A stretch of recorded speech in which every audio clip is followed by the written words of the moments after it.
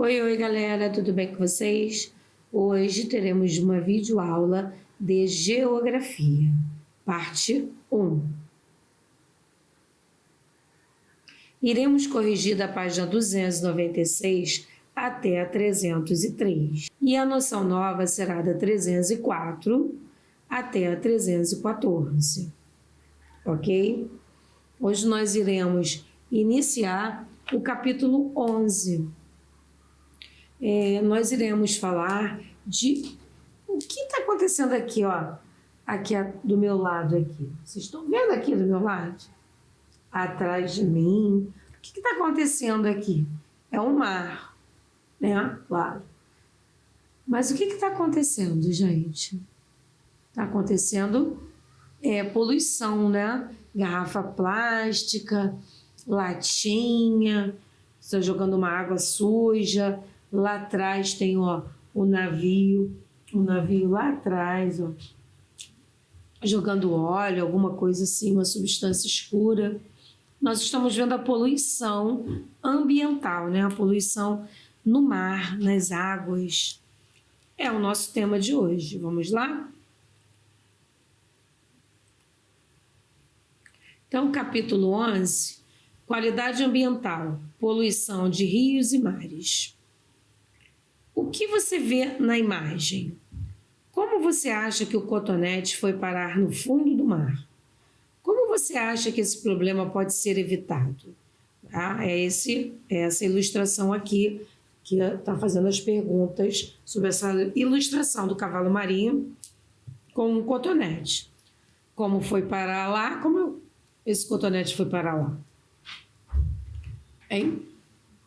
Neste capítulo, você vai identificar ações que causam a poluição de rios, mares e oceanos, perceber as consequências causadas pela poluição dos rios, mares e oceanos ao ambiente e à sociedade, reconhecer a importância da preservação das nascentes e matas ciliares para a qualidade da água e do ambiente, identificar e analisar a atuação dos órgãos do poder público e demais instituições responsáveis pela fiscalização da poluição de rios, mares e oceanos, e indicar soluções em favor da conservação dos rios, mares e oceanos. É uma imagem muito triste, né? Eu fico muito triste quando eu vejo assim o mar com plástico, com lixo, papel de biscoito. Não, toda vez eu conto isso para vocês, que eu fui a Arraial do Cabo, que é um lugar tão lindo, tão maravilhoso, é um lugar lindo, né? Um paraíso. Mas por 2 vezes ou 3, eu não lembro, às vezes, mas que eu entrei, ou que eu entrava no mar ou que eu saía, eu me deparava com papel de biscoito, ou então com um copinho plástico. Como vai parar ali, né? É o que a gente estudou em ciências. A maré é alta, as pessoas vão à praia, jogam tudo na areia, deixa ali. Quando a maré sobe, ela carrega tudo para dentro do mar. E assim polui tudo, né? Os animais morrem. E o próprio ser humano não pensa que a praia é um divertimento tão bom, né? Tão que relaxa, tão gostoso. E que se ficar poluindo, daqui a pouco não vai ter mais praia. Então esse passeio não vai ter mais. Né? Poderia pensar um pouco, né? Antes de jogar o lixo, né? Deixar o lixo na areia ou jogar no próprio mar e em rios. Aí vem o que é poluição? A poluição pode se manifestar de diversas formas. Observe as imagens e complete a tabela. Então, nós estamos vendo aí Cidade do México, número 1. 2, Rio Tietê, em São Paulo. 3, o lixão, no Rio de Janeiro. Aí você vai escrever que tipo de poluição é. Né? A poluição do ar, das águas, da terra. Vai escrever as causas e as consequências. Quais as suas consequências para as pessoas. Primeiro, quais as suas consequências para o ambiente, para o meio ambiente, depois para as pessoas. Se você tiver dúvida, você pode pesquisar no Google. A palavra poluição tem origem na palavra latina poluere, que quer dizer sujar. Portanto, poluição é qualquer alteração provocada pela introdução de alguma substância natural ou artificial que não pertence a determinado ambiente. A poluição que provoca alterações no ambiente é chamada de poluição ambiental e é um problema grave. Precisamos compreender como ocorre a poluição gerada pelas pessoas para conseguirmos combater esse problema que é tão grande, né, gente? Que pode se manifestar de diferentes formas. Há vários tipos de poluição. A poluição do solo, ocorre quando nele são colocados produtos químicos, resíduos de lixo ou de esgoto. A poluição do ar ou poluição atmosférica acontece pela emissão de gases poluidores, restos de queima industrial e pelo uso de alguns produtos aerossóis. A poluição térmica é o aumento da temperatura da água quando despejada sob forma de resíduo no recurso hídrico após ser aquecida em turbinas e caldeiras. A poluição radioativa ou nuclear é a poluição provocada por resíduos de materiais radioativos. A poluição da água é causada pelo despejo de lixo, esgoto de produtos químicos nos mares, oceanos, rios e lagos. A poluição sonora, som, é caracterizada pelo excesso de sons, considerando o nível de ruído saudável para a exposição de uma pessoa. E ainda tem a poluição visual, quando existe um excesso de informação visual capaz de provocar problemas na qualidade de vida de uma pessoa. No capítulo 10, ele está lembrando aqui que a gente estudou sobre combustíveis fósseis, né? Que tipo de poluição está presente em cada uma das imagens? Então, você vai escrever, que nós já aprendemos agora, a poluição do solo, quando é no solo, na terra, térmica, quando essas indústrias aquecem a água para fazer algum produto, entendeu? E depois joga lá no rio aquela água quente, com resíduo ainda e quente. Poluição no ar, né? Que é pelas indústrias, pela queima de combustíveis, poluição da água, poluição sonora, que é excesso de barulho, poluição visual, que são muitos cartazes, muitas placas. Então, vocês vão ler cada um e vocês vão escrever que tipo de poluição que está aqui. 3, também um exercício, diferentes causas da poluição de rios e suas consequências. Os rios do Brasil e do mundo vêm sofrendo cada vez mais com a poluição. Você vai observar a imagem e vai responder. Em sua opinião, quais são as possíveis causas da poluição desse rio? Nossa, gente, né? O lixo jogado nele, né? A quantidade de lixo jogado nele, quantidade de resíduos que vêm das casas, né? Do esgoto que não é tratado. Então, você vai responder B, C e D.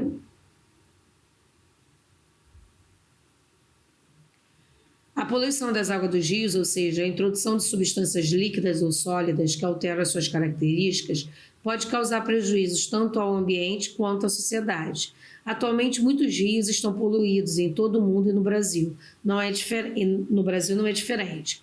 Esse é um problema ambiental muito grave, porque a água é um dos recursos naturais mais importantes para a vida. As pessoas não sobrevivem sem água potável. E, além disso, a poluição dos rios pode causar a morte de espécies animais e vegetais. O crescimento das cidades e a expansão industrial e agropecuária são os fatores que mais vêm prejudicando os rios, devido ao despejo de diferentes poluentes que prejudicam a qualidade das águas. Quanto aos componentes que são lançados nos rios, a poluição pode ser química, física ou biológica. Então, a poluição das águas é um grande problema que as cidades está acontecendo, né, nas cidades, porque além do esgoto que não é tratado, as pessoas ligam, né, a parte de banheiro e cozinha das suas casas direto nos rios que se transformaram em valões hoje em dia. Tem outros problemas de lixo que realmente são jogados nos valões e a gente esquece que são esses valões que vão desembocar no rio maior e vão desembocar no oceano. E são desses rios menores, valões aí, que vai desembocar num rio maior e que, de repente, é dali que é retirada essa água para ser tratada e para a gente poder usar. As pessoas esquecem disso, né? Química, causada por produtos que podem ser decompostos pela ação de bactéria dentro de um tempo ou por produtos tóxicos que permanecem no ambiente nos organismos vivos. Física, altera as características físicas da água como cor e cheiro. Olha isso aqui, nem parece uma água. A maior delas é a poluição por resíduos sólidos, Lixo. Biológica é a contaminação da água por organismos como bactérias, olha aqui que horrível, bactérias, vírus e vermes. Isso aqui está com microscópio, né? Para a gente poder ver, visualizar. Além do tipo de substâncias que são lançadas nos rios, é importante identificar quais são as fontes poluidoras, ou seja, de onde vêm essas substâncias que poluem os rios. Uma das principais fontes poluidoras dos rios é o esgoto, que vem das indústrias, dos estabelecimentos comerciais e de serviços e das residências. Quando não é tratado, o esgoto representa um risco para a saúde humana, porque é composto por micro-organismos causadores de doenças. Além disso, ele causa mau cheiro, o que traz desconforto para as pessoas. O esgoto também é prejudicial para o meio ambiente, pois altera a qualidade da água, o que pode causar doenças e matar peixes e outros seres vivos. O lançamento de lixo geralmente nos rios é outra fonte de poluição. O lixo despejado nesse ambiente normalmente é composto por resíduos sólidos, que vêm das indústrias, do comércio e das residências, além de deixá-los com uma aparência muito ruim. Esse lixo, quando acumulado, provoca alteração nos seus cursos. Assim, é comum que os rios fiquem mais rasos, impedindo a passagem do fluxo de água e favorecendo a ocorrência de enchente nos períodos mais chuvosos. Além da poluição, a gente até esqueci disso também, que esses valões vão ficando com mais terras, né, dentro dele, vão ficando aterrados, e no período de enchente, o que acontece? Eles não dão o fluxo de água que vai ali, era acostumado a ir bastante, o fluxo, não vai bastante, mas não tem espaço. Aí acontecem as enchentes. Olha que imagem triste. No campo, a principal fonte de poluição dos rios é o uso de agrotóxicos e fertilizantes. No campo também tem a poluição das águas, da terra. Os agrotóxicos são produtos químicos usados para a prevenção de pragas nas lavouras. Ao serem lançados nas plantações, parte deles se acumula no solo. Quando chove, os agrotóxicos são levados para os rios. Então, tem também, tá vendo? Agrotóxicos são líquidos, né? Que são jogados, são pulverizados às vezes nas lavouras para tirar as pragas, né? Aqueles bichinhos que comem, tal. Mas isso tem muitos agrotóxicos que fazem mal, tanto para nós, seres humanos, quanto para o ambiente. Já os fertilizantes são utilizados para aumentar a produtividade agrícola e contêm substâncias que, ao atingir os rios, podem provocar o aumento da qualidade de algas e plantas aquáticas, causando alteração nos cursos dos rios e na qualidade das suas águas. A mineração também provoca impactos ambientais. Essa atividade polui as águas de rios e mares por meio do lançamento de substâncias tóxicas, como os óleos, metais pesados. Esses metais pesados, além de rejeitos, que são rochas ou minerais não aproveitados e separados dos minérios. Esses rejeitos são armazenados em barragens de contenção. O rompimento dessas barragens pode causar graves danos à sociedade e ao ambiente, quando a lama se espalha e invade cidades, rios, mares e tudo que estiver pela frente. Foi o que aconteceu em Brumadinho e em outra cidade, né? Na mineração, ela tem grandes impactos ambientais, porque eles mineram aquela parte ali com água, e essa água, junto com terra, com outros produtos, se transforma numa lama. Onde eles têm que guardar essa lama? Eles colocam em algum lugar ali perto de onde eles estão fazendo a mineração. Mas essas barragens podem se romper, né? E se rompendo, aconteceu o que aconteceu em Brumadinho, né? E que trouxe mortes, prejuízos, a cidade sumiu, né? Aí vem, invade rios, que aconteceu também, né? O Rio Doce, que é um dos rios de Minas, que acabou com um grande desastre ambiental, ele acabou sem peixe nenhum. Tá? O rompimento dessas barragens pode causar graves danos à sociedade e ao ambiente, pois quando a lama se espalha, invade cidade, rios, mares e tudo que estiver pela frente. Em 2015, o rompimento da barragem em Mariana, no estado de Minas Gerais, provocou um grande desastre ambiental, que poluiu o Rio Doce. Tem 3 questões para vocês fazerem. Formas de preservação dos rios. Leia a reportagem a seguir. Aí tem Tâmisa, com o mais icônico rio britânico, ressuscitou após ter morte declarada. Esse rio aqui era um rio muito poluído, tá? Vocês vão ler depois a reportagem e responder questões, mas eu vou resumir para vocês um pouquinho. Era um rio muito poluído em Londres e que o governo, né, resolveu limpar esse rio. E hoje em dia ele é um rio limpo, né? É um rio saudável. Então, assim, é muito interessante. Quando o governo quer, o governo faz. É porque aqui em São Paulo nós temos o Rio Tietê, que é imenso, que corta São Paulo, totalmente poluído, mas a gente ainda não teve um governo que quisesse limpar, né, os rios, não só de São Paulo, mas do Rio, de outros estados. É só o querer.